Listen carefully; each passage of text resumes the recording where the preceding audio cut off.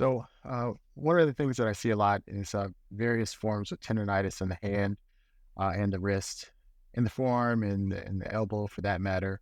But there are these different versions of tendonitis.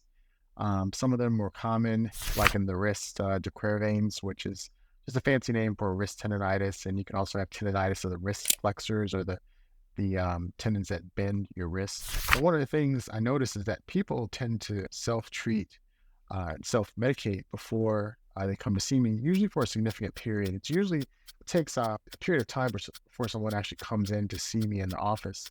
And so I would give some advice on how do you address these problems. I mean, each one is different in its own way, but the general principles are the same, regardless of where you're getting the tendonitis or the pain that you might have with motion, usually related to overuse. So obviously, the first thing to do would be to decrease the activity that's aggravating the problem. So as much as you can, rest it. This is very difficult when it comes to work.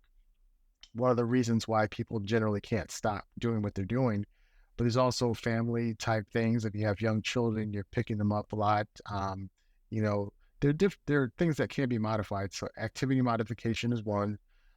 Taking an anti-inflammatory or icing the area is something.